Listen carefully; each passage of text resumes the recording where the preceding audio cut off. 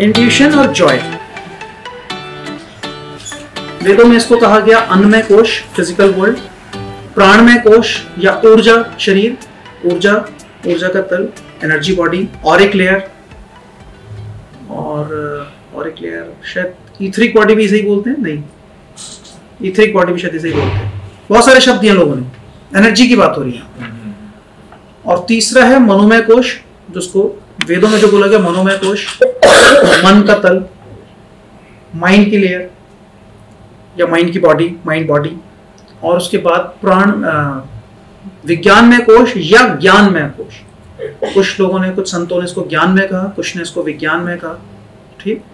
तो this is layer of intuition, जहां पर आप विज्ञान, ज्ञान से परे की बातें, ज्ञान मतलब जो ज्ञात है आपको, और उससे परे विज्ञान, जो उससे परे, जो अभी तक ज्ञात नहीं है, वो इंट्यूशन मिलना, जो दिखना, जैसे आपको दिखता है या आपको दिखा, ठीक।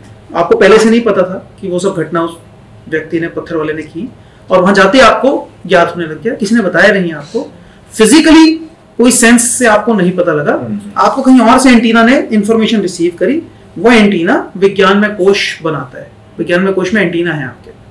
और लास्ट में जॉयस फीलिंग, जब भी आप जॉय स्टेट में होते हैं उस समय पे आप सब कुछ भूल जाते हैं। आप ध्यान कीजिए, एक होता है हंसना, एक होता है जॉयस फीलिंग, ब्लिस, आनंद की अवस्था।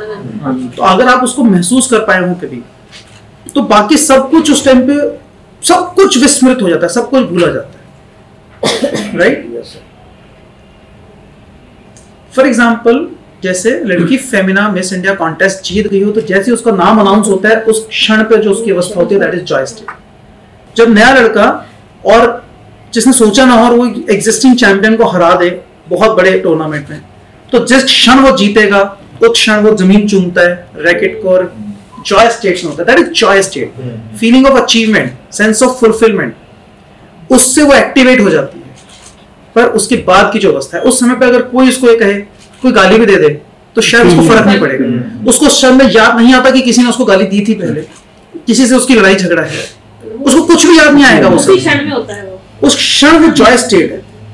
और जो सच्चे महात्मा संत हैं वो उस जॉय स्टेट को मेंटेन करते हैं, जैसे साईं बाबा रहे, जैसा कि हमने सुना है उनकी कहानी से, वो स्टेट मेंटेन करते हैं। कोई भी जो सिख गुरु हुए हैं, गुरु नानक देव साहब हैं, कोई भी जो संत हुए हैं, कबीर हुए हैं, कोई भी पैगंबर मोहम्मद हुए हैं, जो भी संत हुए हैं किसी भी धर्म में, उस जॉय स्टेट को लगातार मेंटेन कर पाए, ठीक।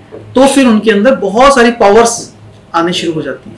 उस क्षण पे आप, वो लोग कुछ भी कर पाते थे, चाहे उंगली डाल दी पानी के अंदर और पानी पिला दे तो पानी से ठीक हो गया, क्योंकि वो जो एंटीना वाला लेवल है ना, वहां पे काम, वो एंटीना वाला लेवल ऑफ हीलिंग भी है। अगर हम न्यूरोलॉजी की भाषा में देखें, न्यूरोलॉजी की भाषा में देखें, तो ह्यूमन वेव्स 7.83 बीटा साइकिल्स पर सेकंड पे एक्टिवेट होती हैं, और वहां से वो वाला तल स्टार्ट होता है। तो वो लेवल पे जब आपकी कॉन्शियसनेस है, तो आप कुछ भी हीलिंग दे सकते हैं। जो प्राणिक हीलर या जो रेकी वाले लोग हैं, वो जो एक्चुअल सही कर लेते हैं, वो उस लेवल पे अपनी कॉन्शियसनेस को ले जाते हैं, उस पे एस्टैब्लिश करते हैं, फिर रेकी भेजते हैं, तब वो सामने वाले को फायदा देती है। बाकी के लोग उनको अनुसरण करते हैं, कॉन्शियस स्टेट में बैठ के कोशिश कर रहे होते हैं। तो नॉर्मल हमारी ब्रेन साइकिल्स जो हैं वो 14 से स्टार्ट होती हैं, 14 से 20, 21, 23 तक जाती हैं, और 13 से भी शुरू होती हैं। और ये वाला लेवल है, ये आता है आपका लगभग 11, 11:30, 12 के आसपास। हाँ, उसके नीचे ये जाता है, फिर 7, 8 तक जाता है, 9 तक, और फिर वहां से लेकर 3, 4 तक आपका इंट्यूशन वाला लेयर जाता है। और फिर विज्ञान में उसको थीटा लेवल बोलते हैं।